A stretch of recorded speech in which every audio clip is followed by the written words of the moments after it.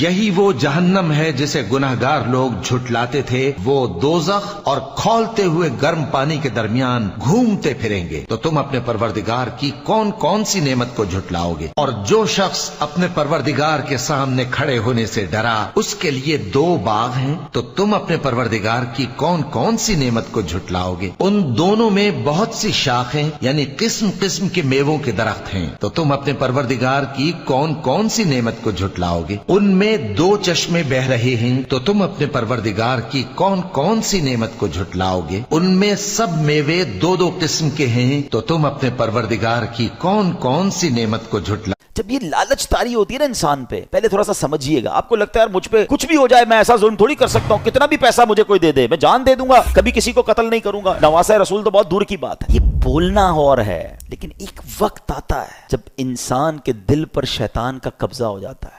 آپ پڑھتے ہیں خبریں 5 سال کے بچے اور 4 سال کی بچی کے ساتھ جو واقعات ہو رہے ہیں، کیا کوئی خوشی سے کرتا ہے یہ کام؟ ذرا سوچئے، جب وہ یہ کام کر جاتا ہوگا اس کے بعد خود اس کو کتنی ندامت ہوتی ہوگی، یہ میں نے کیا کر دیا۔ یعنی یہ واقعات ہم سنتے ہیں تو ہماری عقل حیران ہو جاتی ہے کہ یہ انسان تھا یا درندہ تھا۔ میں آپ سے یزیدیوں کی تو بات نہیں کر رہا، آپ کے وطن میں رہنے والوں کی بات کر رہا ہوں۔ اس کا مطلب کیا ہوا؟ ایٹ دیٹ ٹائم جب وہ یہ عمل کر رہا تھا، اس کا دل شیطان کی مٹھی میں تھا۔ انسان کو اگر گھر سے ہمت ملے تو وہ بڑے بڑے طوفانوں کا مقابلہ کر لیتا ہے، مگر بعض اوقات پرابلم یہ ہوتی ہے کہ باہر بھی مشکل ہے اور گھر آئیں تو گھر والوں کے بھی تانے ہیں کہ تم تو کما کے ہی نہیں لاتے، ہمیں دلایا ہی کیا ہے، ہم تو پیچھے رہ گئے، فلاں آگے نکل گیا، فلاں جناب اس نے اتنی ترقی کر لی۔ اب وہ شخص سوچے کہ باہر روزگار نہیں مل رہا، باہر کاروبار نہیں چل رہا، گھر آتا ہوں تو گھر والوں کے تانے۔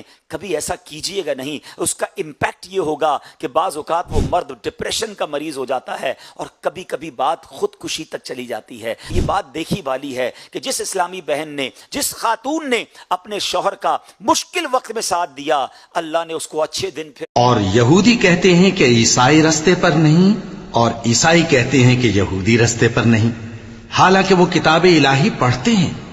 اسی طرح بالکل انہی کسی بات وہ لوگ کہتے ہیں جو کچھ نہیں جانتے، یعنی مشرک۔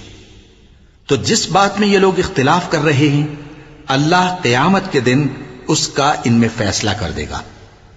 اور اس سے بڑھ کر ظالم کون جو اللہ کی مسجدوں میں اللہ کے نام کا ذکر کیے جانے کو منع کرے اور ان کی ویرانی کے لیے کوشش کرے۔ ان لوگوں کو کچھ حق نہیں کہ ان مسجدوں میں داخل ہوں مگر ڈرتے ہوئے۔ ان کے لیے دنیا میں رسوائی ہے اور آخرت میں